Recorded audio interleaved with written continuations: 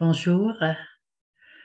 Il y a bien longtemps que je travaille sur un enseignement que je vais vous partager aujourd'hui. La jalousie et l'envie, une émotion toxique qui touche tout le monde à des degrés plus ou moins grands, mais la tentation de se comparer arrive souvent parce que on ne s'aime pas comme on est, on ne sait pas qu'on est précieux et que la plus grande chose qui peut nous arriver, c'est d'être nous-mêmes, qu'on n'a pas besoin d'être quelqu'un d'autre. La Trinité, très sainte, nous a donné une place dans sa création, dans sa famille, et elle est unique. Donc, il nous faut la découvrir, la chérir et s'aimer. Mais c'est une grâce, c'est un don de Dieu. Et c'est un cheminement que chacun de nous, nous sommes appelés à vivre tout au long de notre vie pour devenir soi-même. Comme le Seigneur le disait à Abraham, quitte ton pays, va vers le pays que je te montrerai. On peut dire aussi, quitte ce que tu penses, ce que tu voudrais être, et va vers ce que tu es vraiment, ce que le Seigneur veut et attend de toi. Alors, je vais déjà vous partager ce que j'ai préparé pour vous avec beaucoup d'amour et de sérieux. J'ai vraiment pris le temps de préparer cet enseignement-là. Alors, l'important, c'est la guérison des émotions toxiques, n'est-ce pas? Le Seigneur, il veut cette guérison et il va nous la donner avec nos efforts et sa grâce. Et pour guérir de la jalousie et de l'envie, il est vital de se sentir aimé. Mais on n'est pas sûr d'être aimé. Aimé pour soi d'une façon unique. Il y a des personnes qui ont vraiment été aimées dans leur famille, mais pas tous. Il y en a même qui ont été comparés aux autres. Il y en a qui ont été oubliés, d'autres rejetés. Et ce sera très difficile à ce moment-là de se savoir aimer. Il faut savoir que le Seigneur est capable de nous guérir, mais qu'on a un cheminement personnel à choisir qui nous guérira, qui nous donnera la foi en l'amour. En effet, c'est le cri de Saint Paul. Lui-même se voit si pauvre. L'amour dont Dieu nous aime infiniment nous est révélé par la vie de Jésus. Alors, se pénétrer de cette vie de Jésus, sa parole, son exemple, il est allé vers chacun. Il a mis de côté personne, le lépreux, le paralytique, le riche, le pauvre. Il n'a méprisé personne. Donc, je dois d'abord accepter que je suis aimée, préférée. Sa grâce d'amour, on peut la demander, elle qui se répand dans nos cœurs par l'Esprit Saint. En effet, après la mort et la résurrection de Jésus, la Pentecôte est venue, c'est-à-dire l'effusion de l'Esprit Saint sur toute chair, en commençant par les apôtres, les disciples, la Vierge Marie, qui était là au milieu d'eux. Alors, l'Esprit Saint vient confirmer à notre esprit que nous sommes aimés de Dieu. Alors, Jésus, quand il est venu, il a mangé avec les pécheurs. Des fois, moi, je me rejette parce que je ne me trouve pas correct. Jésus dit non, moi, je suis venu pour toi. Alors, demandons la foi en l'amour. Alors, voyez-vous ces trois petits oiseaux qui sont des outardes, je crois.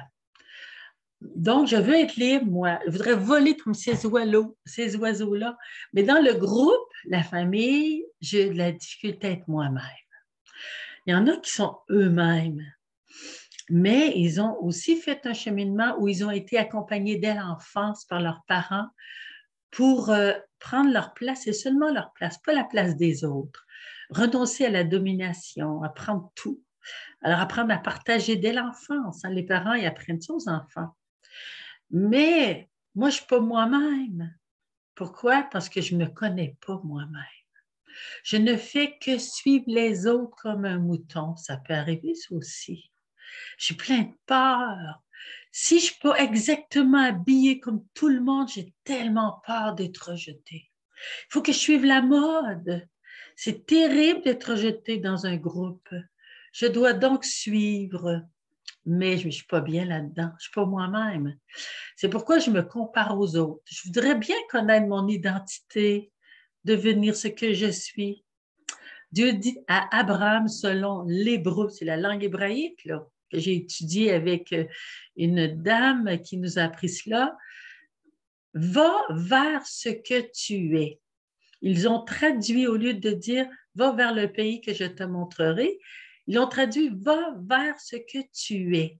Donc, voyez-vous, les trois oiseaux qui volent s'en vont vers le pays plus chaud pour être féconds, être à l'abri des dangers. Alors, moi aussi, j'ai à cheminer pour devenir ce que je suis. Deviens toi-même le pays que je te montrerai, un pays intérieur. Le Seigneur va nous le montrer, va nous révéler dans la prière intérieure cette identité. C'est pourquoi je suggère aux personnes qui le veulent bien de faire oraison, c'est-à-dire ce cœur à cœur avec Jésus tous les jours. Ça peut être 10 minutes, 15 minutes. Commencer par ça, avec la parole de Dieu, pour apprendre à entendre la parole de Dieu qui me révèle ce que je suis en lien avec ce qu'il est. Maintenant, je continue de cheminer de la jalousie à la liberté. La jalousie et l'envie nous enchaînent à nos désirs désajustés. Allons vers notre liberté en coupant nos chaînes. C'est quoi des désirs désajustés? Ah, je voudrais être la première. Je voudrais avoir tel poste, telle responsabilité.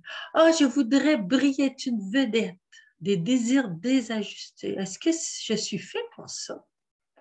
Je voudrais être un grand artiste ou bien un grand ouvrier sur la construction, le premier, le boss, Voyez-vous, on veut on veut briller sous le soleil. On veut dominer, posséder. Mais le Seigneur, lui, nous appelle à être libres de tout ça. Alors, adhérons à la parole de Dieu qui nous affirme son amour, son plan d'amour, son plan d'amour. On pense que nous autres, on doit le faire nous-mêmes, ce plan-là. J'ai à le bâtir avec le Seigneur, ce plan d'amour. Il a un plan d'amour. Mais ce projet qu'il a pour moi, il va le bâtir avec moi. Il va me le suggérer jour après jour. Il va mettre des personnes, des événements sur ma route.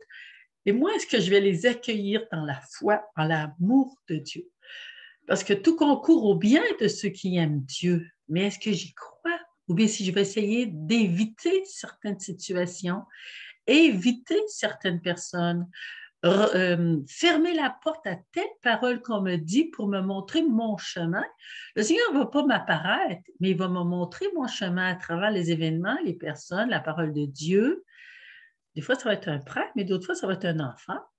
Est-ce que je suis à l'écoute pour adhérer à ce plan d'amour?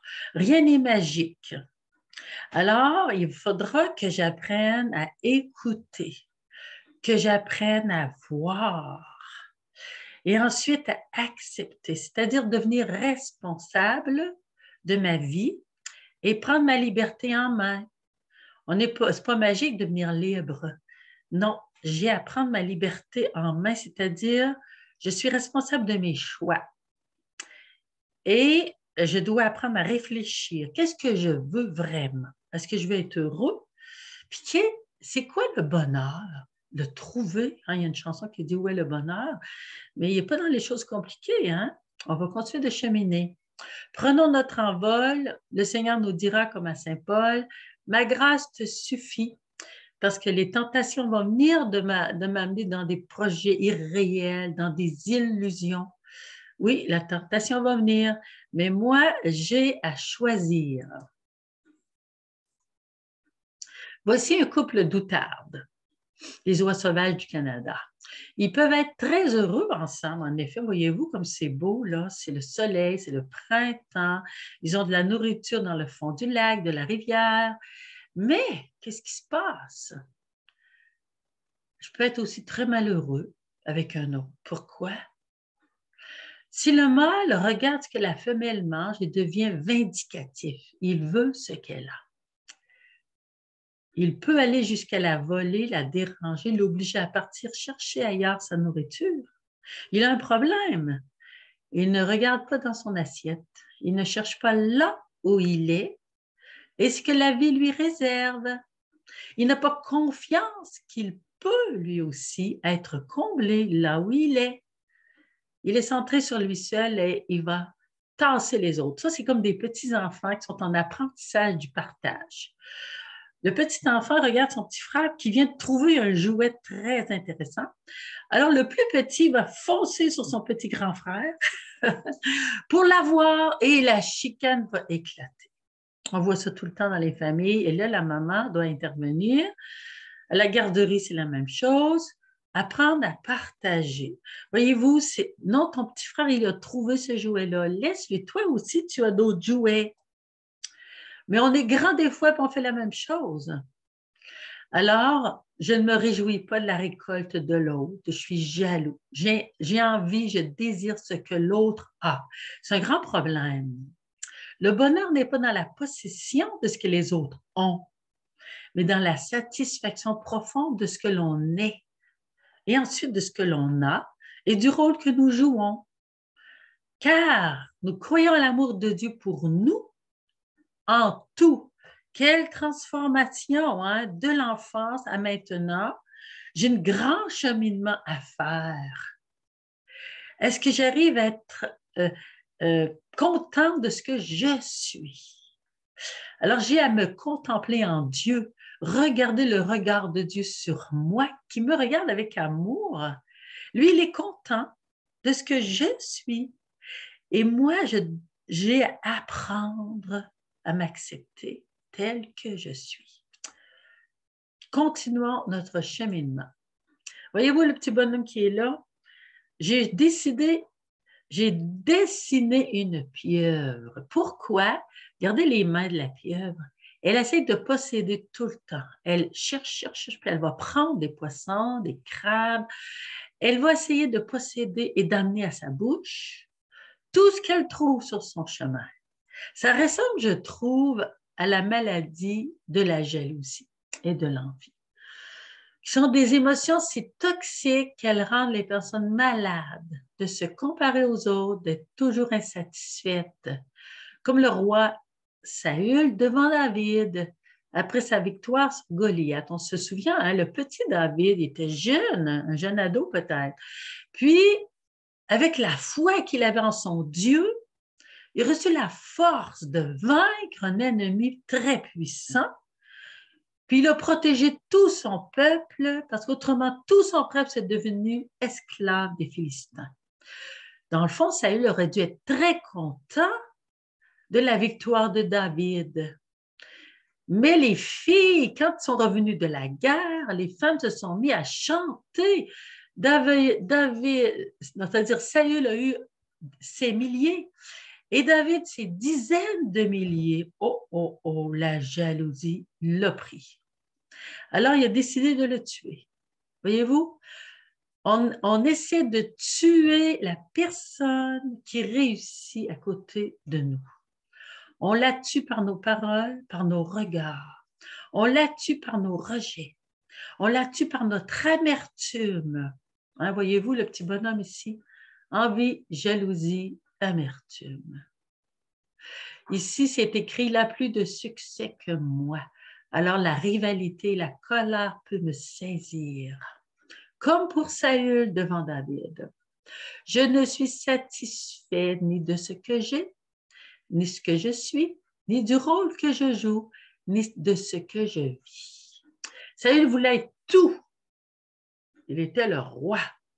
Mais Dieu ne nous a pas fait comme ça. Dieu veut qu'on partage. Et il a voulu se servir de David pour sauver son peuple dans cette situation de guerre. Et Saül n'a pas su se réjouir du plan de Dieu. Saint Paul nous dit, profitable, oui, la piété l'est grandement pour qui se contente de ce qu'il a. Car nous n'avons rien apporté dans le monde et de même, nous n'en pouvons rien emporter. Lors donc que nous avons nourriture et vêtements, sachons être satisfaits. Et saint Paul nous affirme, « J'ai appris à me satisfaire en toute occasion. » Il n'en demande pas beaucoup. On va voir saint François d'Assise qui va faire la même chose. Satisfaction et contentement vont ensemble dans un cœur de pauvre. Le contentement de tout rend chacun heureux et reconnaissant pour tout. Satisfaction vient d'un vide du cœur, l'insatisfaction. Quand je me sens vide, je suis insatisfaite, je vais chercher comment me satisfaire. Mais je ne dois jamais oublier que Dieu seul comblera mon cœur et souvent me demande d'aller rendre des services, de m'occuper des autres. Et c'est dans l'amour que je deviendrai satisfaite, me tourner vers les autres. Parce que si je garde mon égoïsme comme la pieuvre qui tourne tout vers soi, bien, je vais être insatisfaite. Alors, saint François d'Assise a rencontré l'amour de Jésus crucifié. Il a choisi, de riche qu'il était, en effet, hein, il était fils d'un grand drapier d'Assise, il était riche comme fils, là. Il était bien habillé, faisait des gros parties. Il a choisi de devenir pauvre quand il a connu Jésus et son amour. Puis il est devenu si heureux qu'il a entraîné une multitude de jeunes à sa suite, même des riches, de toutes les sortes.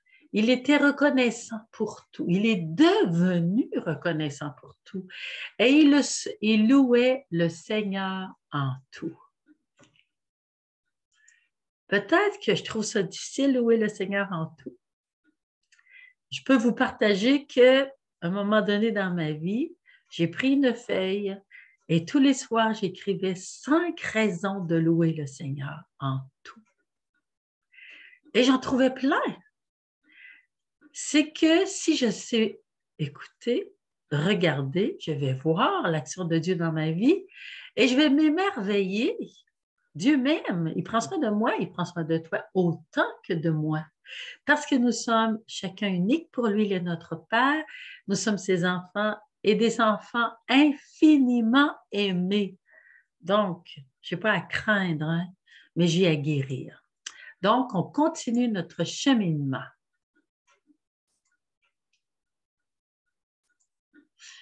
La jalousie m'amène à me comparer, à devenir le rival d'un autre, à avoir de la colère ou de la tristesse si l'autre a plus de succès que moi. Je ne peux aimer l'autre qui a plus de succès que moi. Quelquefois, regardez ici, c'est écrit « Je ne vaux rien, je suis nul, dépression ». Les personnes à regarder les autres qui réussissent deviennent dépressives. Je peux me déprécier en me comparant parce que le problème, c'est la comparaison. Au lieu de regarder ce que le Seigneur pense de moi, ce qu'il voit en moi, au lieu de regarder le projet de Dieu sur moi, mon rôle qu'il veut pour moi, sur ma personne qui est unique et préférée à ses yeux, je regarde les autres. Regardez les yeux qui louchent. Le Père nous a élus et bénis dans son Fils bien-aimé. Est-ce que je choisis de croire à l'amour? Je peux relire la lettre aux Éphésiens, où justement dans le premier chapitre, il nous est dit comment nous sommes aimés. Saint Paul, en parlant de l'amour, nous éclaire. La charité ne jalouse pas. La charité ne se réjouit pas du mal qui arrive à l'autre. En effet, la jalousie peut nous amener même à me réjouir quand l'autre vit un échec, quand l'autre vit une épreuve. Et c'est très mauvais, hein? Parce que quand on aime, on ne jalouse pas. On ne souhaite pas de mal à l'autre. La jalousie et l'envie peuvent m'amener à vouloir le mal pour l'autre, comme Saül pour David, qui était jaloux à cause de ses succès, comme Caïn pour Abel. La jalousie et l'envie sont contraires à la charité. Ils sont un vice qui me détruit, et brise les liens familiaux ou communautaires.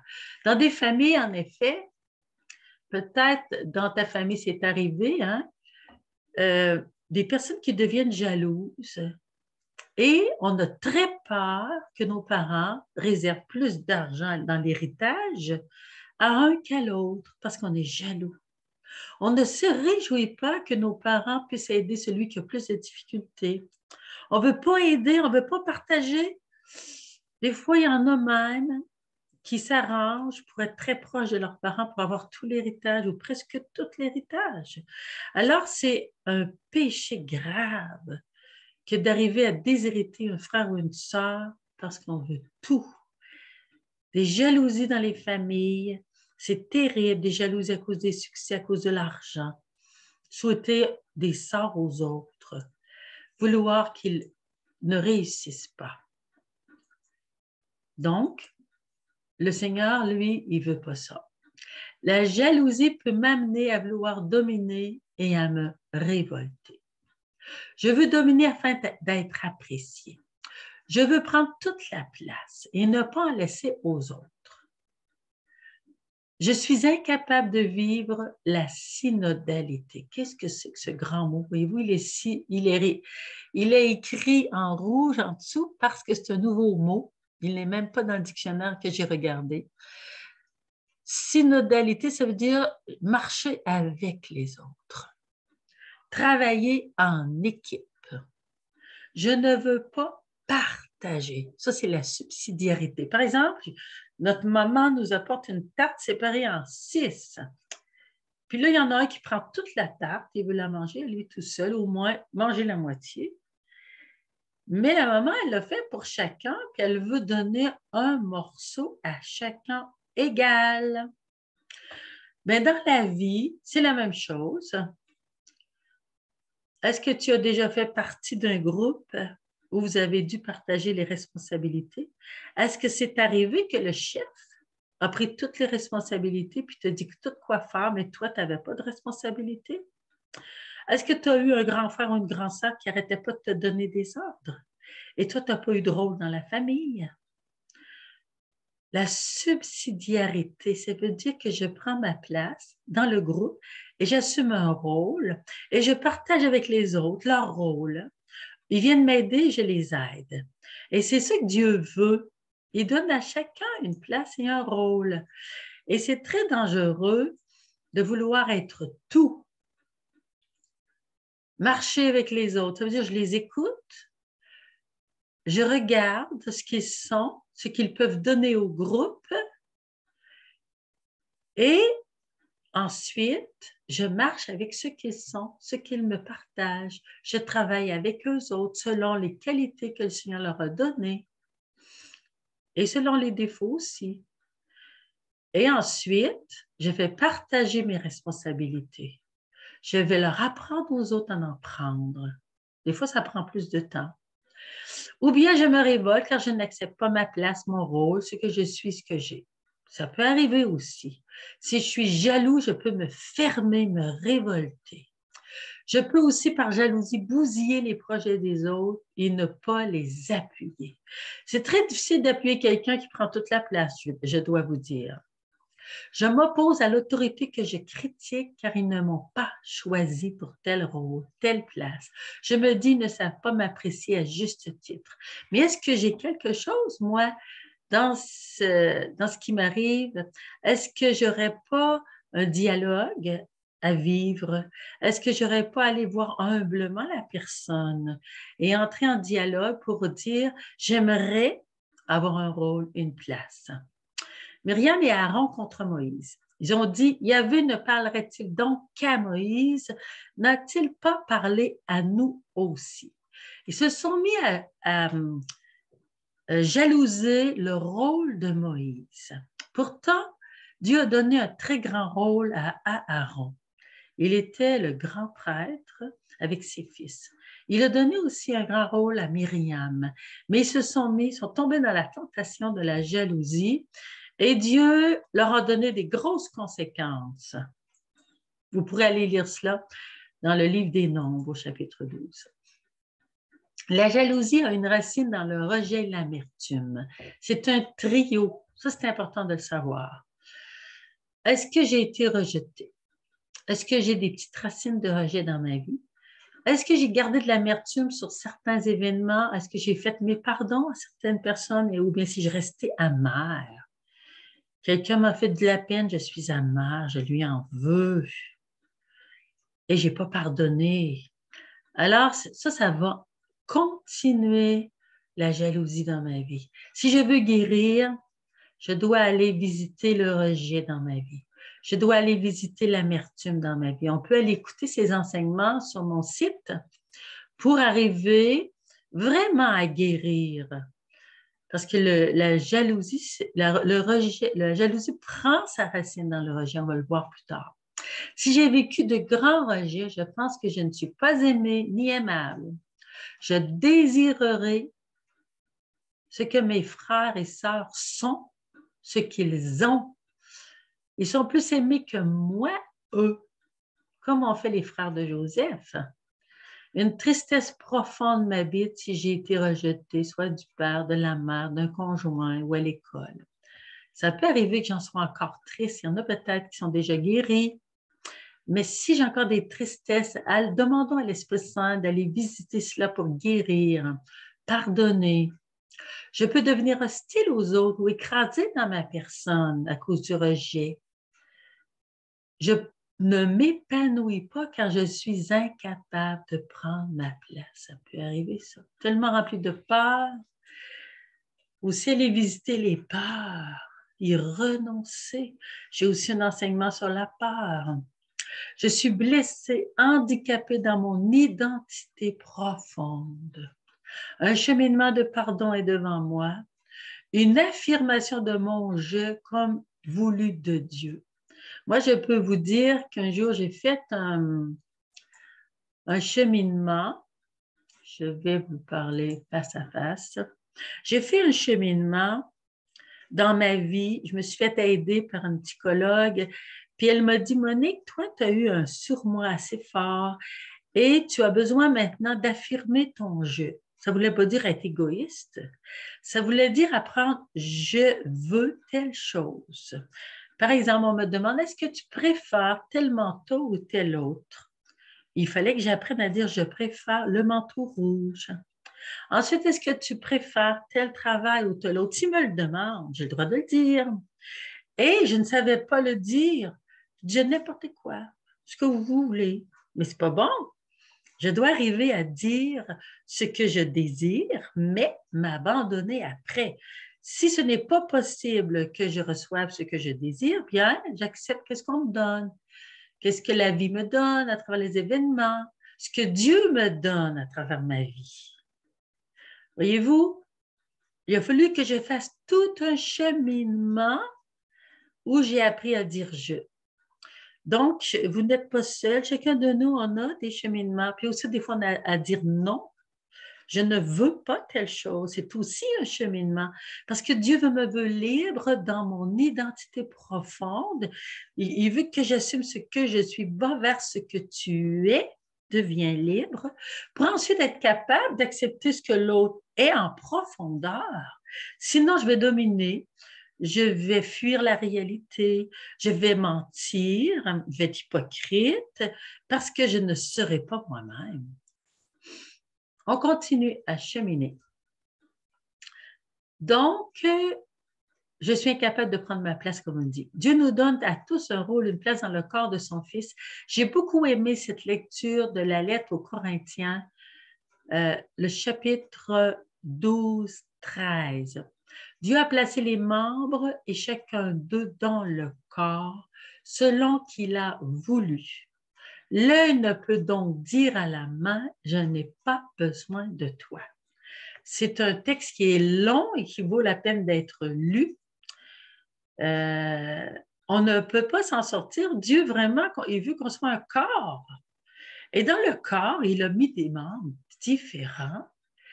Dans les membres, il a mis des cellules. Il a mis toutes sortes de choses.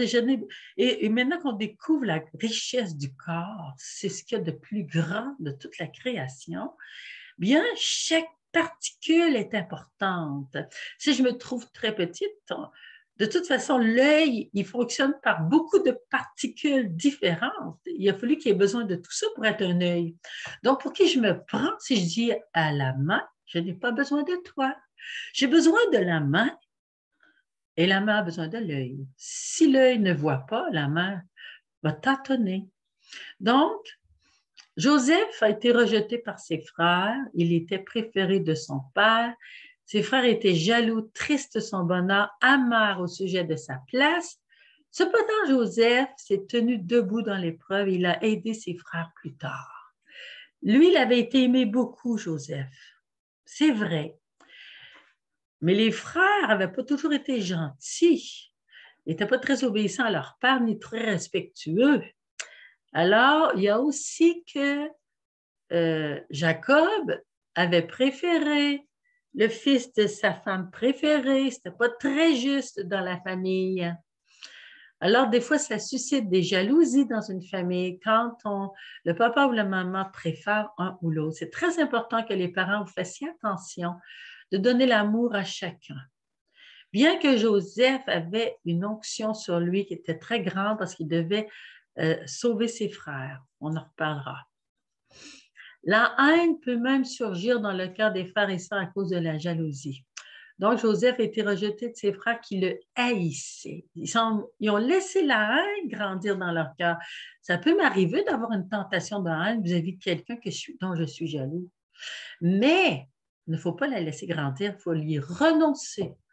Parce que Dieu ne veut qu'on s'aime les uns les autres. Donc, tout ce qui est haine de l'autre, je dois y renoncer au nom de Jésus. Ne pas y faire de place dans mon cœur. Joseph avait des songes, puis dans ses songes, il montrait que lui allait être un jour leur supérieur. Ah bien là, par exemple, ça, ils ne l'ont pas pris. Mais Dieu, lui avait donné une responsabilité qui était inconnue à ce moment-là. Inconnue de Joseph, inconnue de ses frères. Dieu voulait que Joseph sauve toute sa famille. Et pour cela, il fallait qu'il s'en aille en Égypte et qu'il devienne responsable à côté de Pharaon. On connaît l'histoire. Alors, il ne faut jamais penser que le rôle de l'autre ne vaut rien pour le jalouser. Dieu a un projet pour chacun. C'est pourquoi les frères qui ont décidé de tuer leur frère, c'était très mauvais. J'étais jaloux parce qu'il était mieux habillé. C'était insupportable pour eux de lui voir la face parce que leur père le préférait. Ils ont laissé la haine suscitée par leur amertume monter en eux jusqu'à vouloir le tuer. J'ai connu une maman qui a dit un jour, quand ma petite fille est née, mon fils aîné a rejeté sa petite sœur qui venait de naître. Il la déteste encore. Il l'ignore complètement comme si elle n'existait pas dans la famille. Parce que pour lui, elle a pris sa place qu'il ne voulait pas partager. Pourtant, Dieu avait un plan de salut pour les deux. Il y a un plan d'amour pour les deux. C'est la même chose pour Joseph, pour ses frères. Tout le cheminement des frères de Joseph ont passé de la jalousie à l'amour de leurs frères à travers de grandes souffrances que vous pourrez lire dans le livre de la Genèse.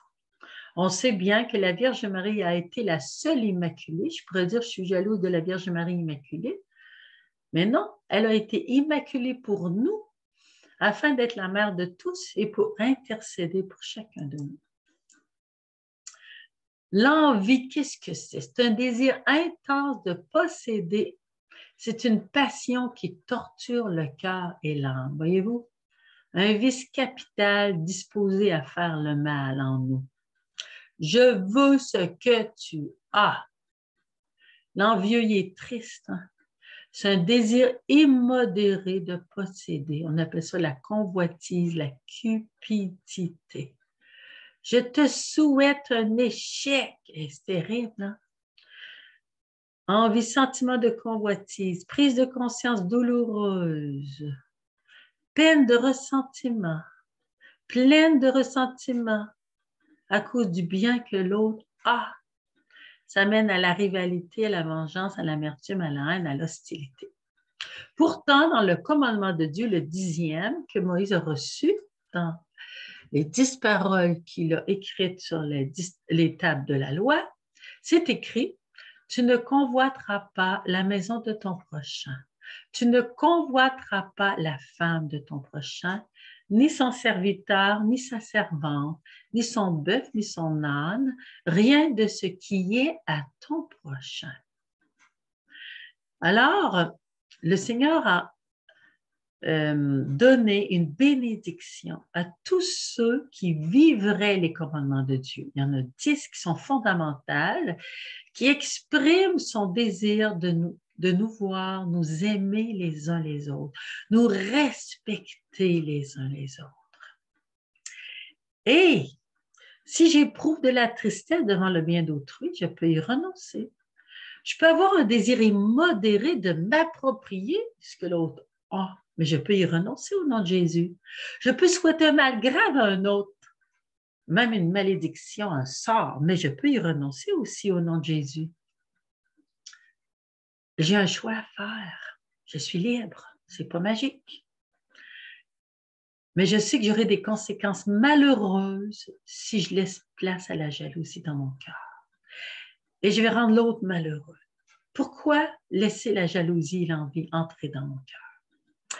Le Seigneur avertit le peuple car il sait que c'est un mal qui va détruire sa cohésion interne.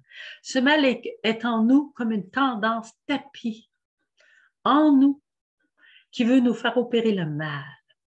On disait ça de Caïn, la tendance qui était tapie en lui et qui l'a disposé à faire le mal, à tuer son frère Abel. Saint Paul partage son propre combat dans l'Épître aux Romains. Je ne fais pas le bien que je voudrais, mais je commets le mal que je ne voudrais pas. Si je fais le mal que je ne voudrais pas, alors ce n'est plus moi qui agis ainsi, mais c'est le péché, lui qui habite en moi. Voyez-vous, j'ai un choix à faire. Mais je ne suis pas responsable du premier mouvement. Dans mon cœur, des fois, je peux sentir un premier mouvement.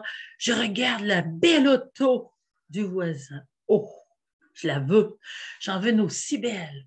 Puis ensuite, j'ai dit non, Seigneur Jésus, j'y renonce. Je n'ai pas les moyens d'avoir une belle auto, mais je suis heureuse avec mon auto, moi.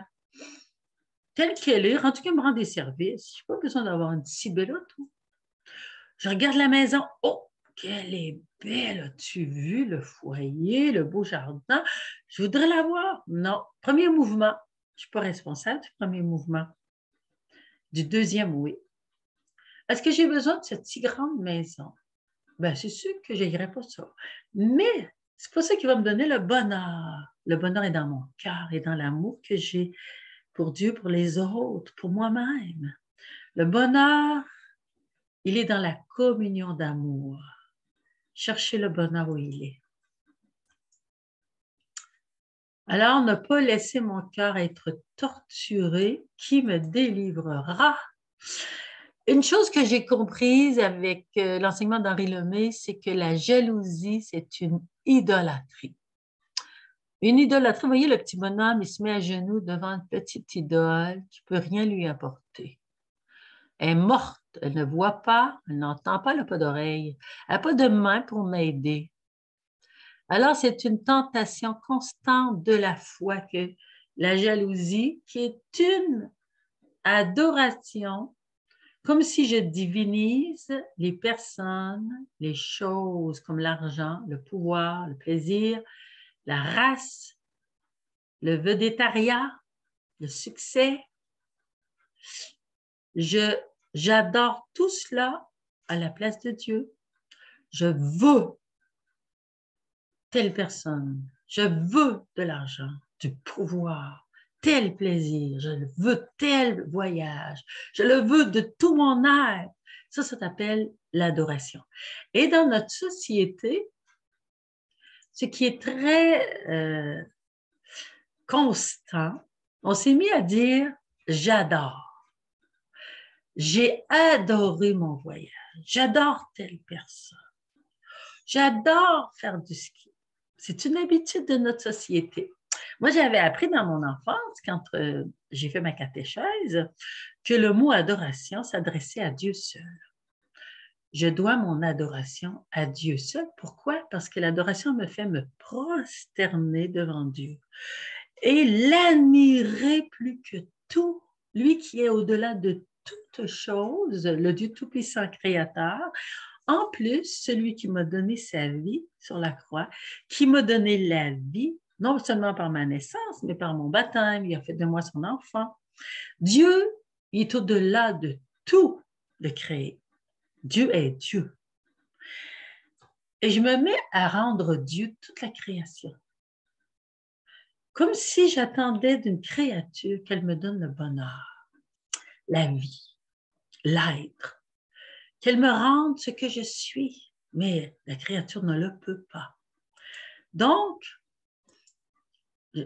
c'est une grande tentation que de me prosterner comme ce petit bonhomme devant une créature.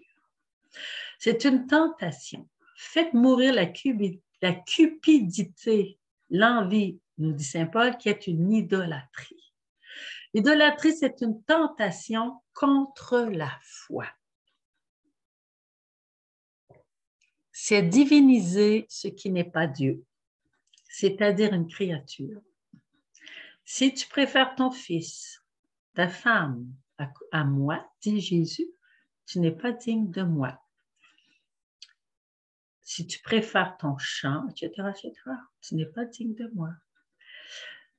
C'est se regarder au lieu de regarder et d'adorer Dieu en Jésus.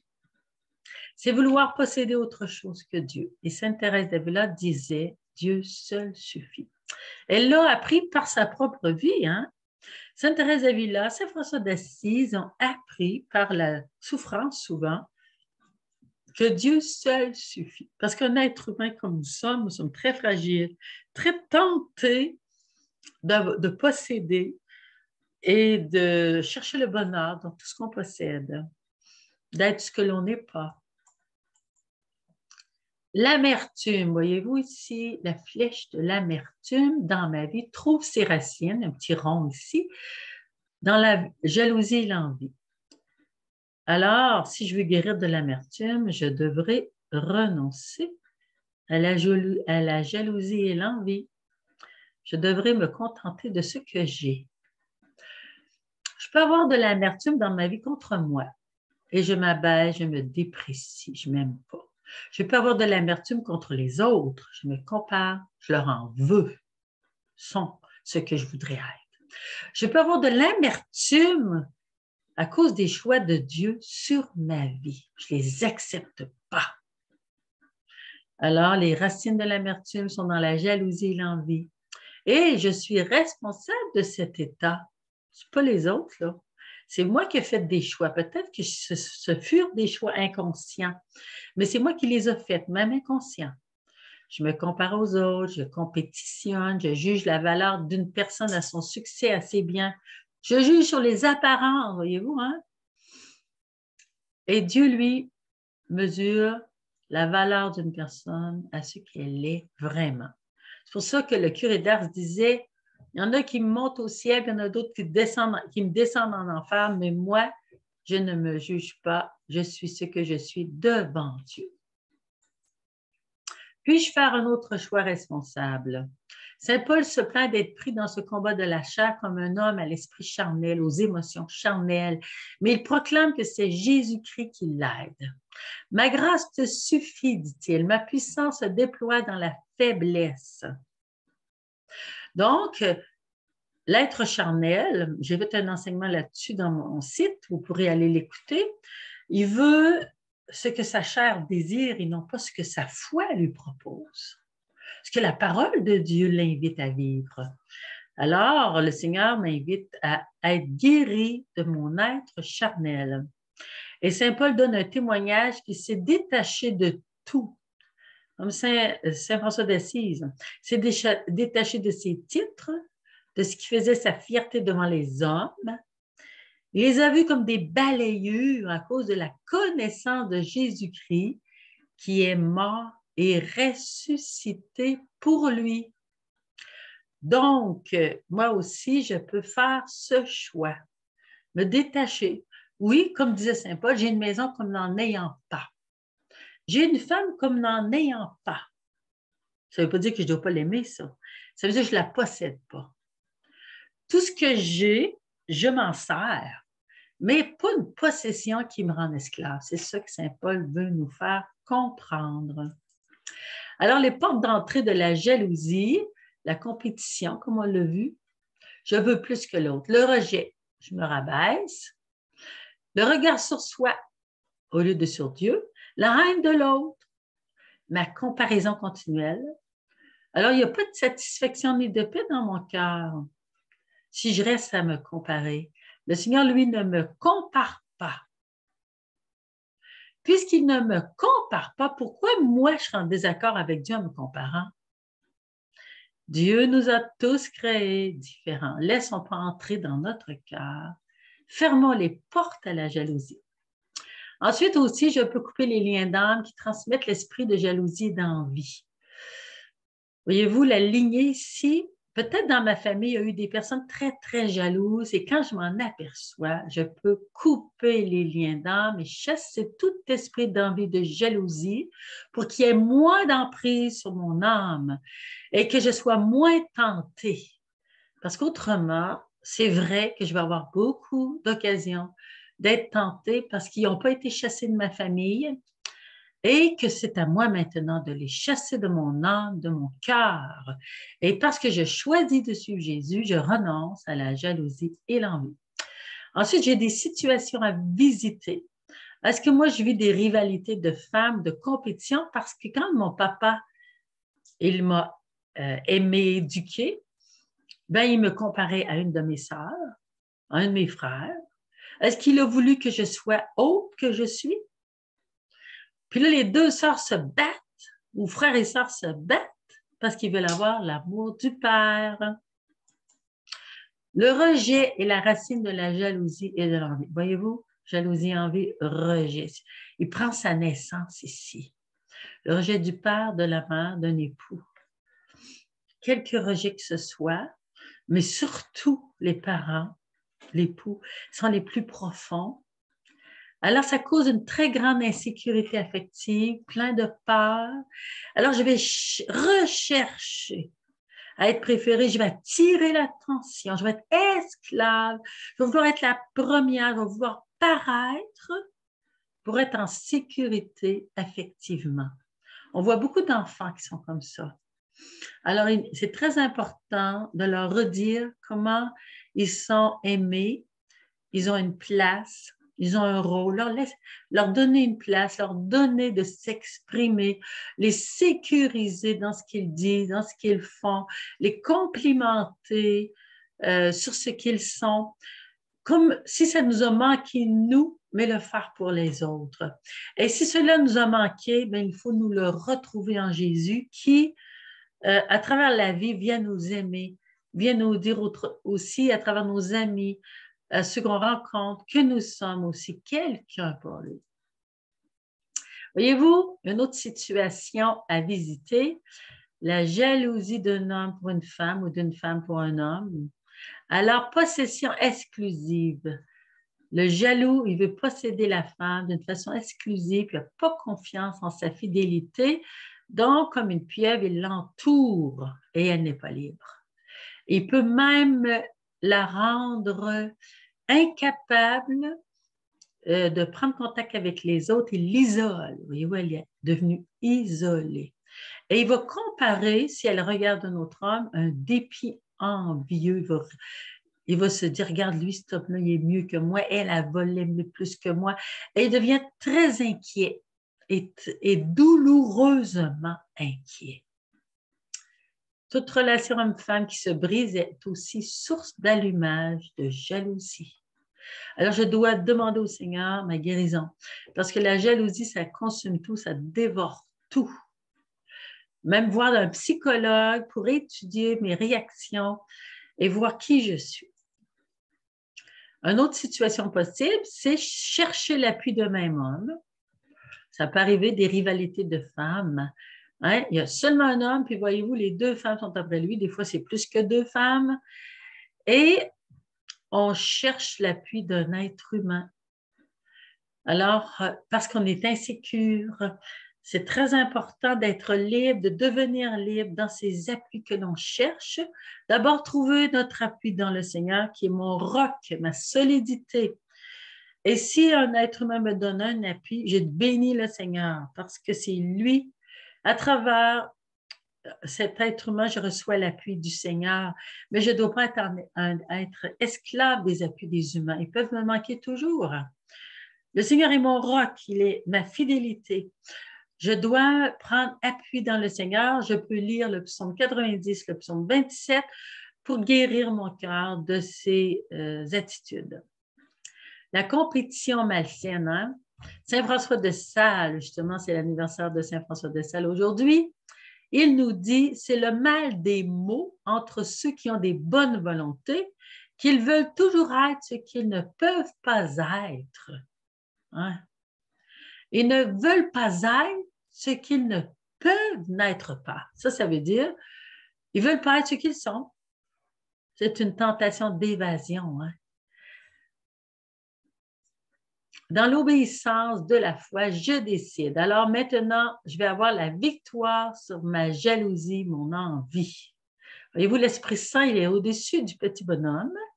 Et là, au lieu d'une pieuvre qui veut tout saisir, tu vois les petites mains qui s'ouvrent, prêtes à servir, à aider, à bien choisir ce que Dieu veut.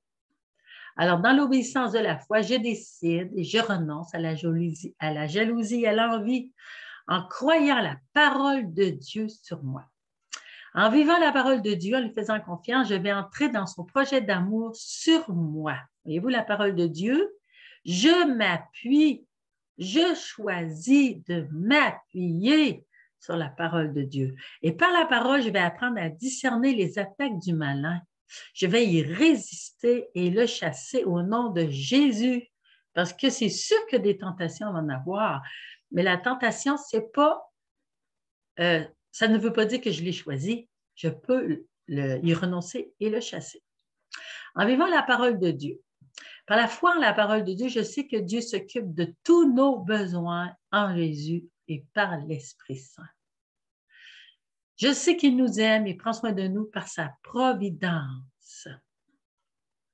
Donc, si le Seigneur prend soin de moi par sa providence, je ne vais pas être jaloux de ce que les autres ont. Si le Seigneur s'occupe de moi, je ne vais pas être jaloux de comment il s'occupe des autres. Que nous sommes uniques et tous préférés. La parole de Dieu nous le dit. Donc, si je suis unique, pourquoi me comparer? Et je sais aussi, par la parole, que tout concourt au bien de ceux qui aiment Dieu. Donc, ce qui m'arrive, je dois m'en réjouir. Donc, je vais renoncer par cette foi en la parole que je choisis de croire. Je renonce à toute comparaison, jalousie, envie du bien des autres. Je vais décider de me contenter de ce que j'ai et d'en être reconnaissant en apprenant à voir l'amour personnel de Dieu dans ma vie. Extrêmement important. Voir, goûter l'amour personnel de Dieu dans ma vie à côté des autres. Et être capable de voir, de goûter, d'apprécier l'amour personnel de Dieu dans la vie de celui et de celle qui est à côté de moi et de m'en réjouir. Voilà ce que Dieu m'appelle à vivre.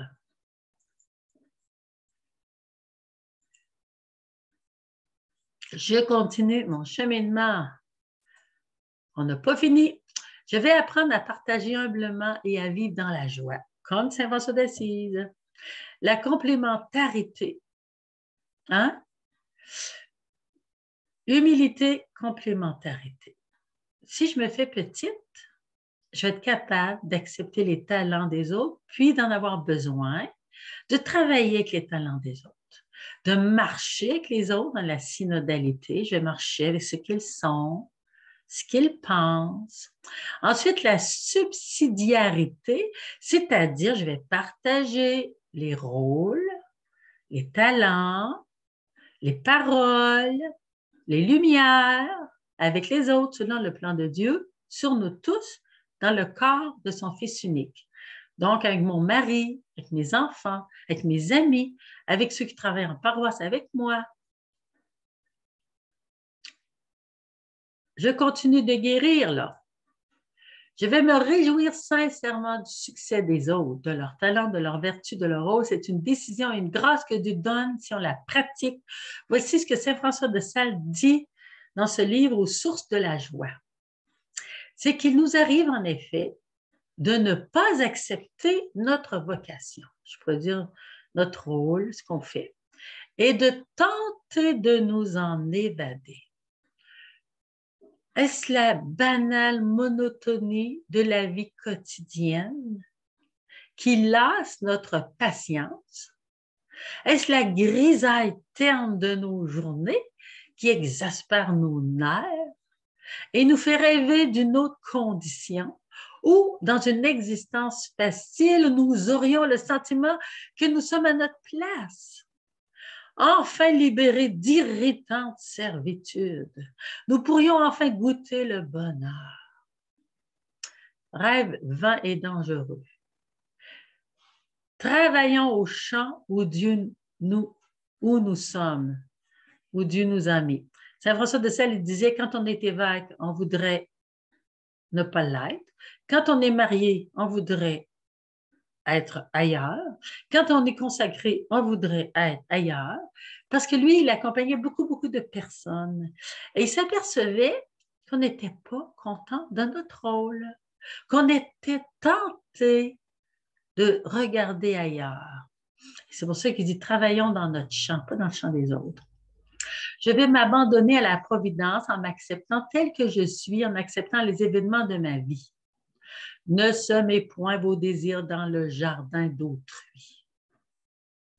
Semez seulement, cultivez seulement bien le vôtre. Autrement dit, je sème mes carottes dans mon jardin, pas dans le jardin des autres. L'autre, il va semer ses carottes dans son jardin. S'il ne veut pas de carottes, il sèmera du maïs. S'il ne veut pas de maïs, il va semer autre chose. C'est son affaire. Ne semez point vos désirs dans le jardin d'autrui. Ne désirez point de n'être point ce que vous êtes. Regardez le désir. Mais désirez d'être fort bien ce que vous êtes. Portez les croix, petites ou grandes, que vous y rencontrerez. Saint François de Sales, toujours dans le même livre. Ce sont des paroles très simples, mais qui disent des choses profondes. Nous devons faire attention à nos désirs. Et tranquillement, nous arriverons à louer le Seigneur comme ce petit oiseau. Ma renaissance est possible. Chantons et louons le Seigneur pour tout. Regardez sur l'arbre qui est en train de renaître au printemps, le petit oiseau qui chante. Il regarde partout, puis il est heureux. C'est la vie qui commence. Alors, je vous souhaite de bien chanter, d'apprendre à chanter toutes sortes de chants, à bien écrire et noter au moins dans votre vie de tous les jours les merveilles que Dieu fait, les signes de sa providence, les signes de son amour, comment il prend soin de vous et que tout concourt bien de ce qu'il aime. Bien noter les fois que je suis tentée. Ah, je me suis comparée. Pourquoi? Je n'ai pas à me comparer. Regardez, je suis aimée de Dieu.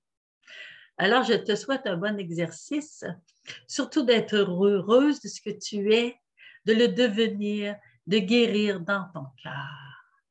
Amen.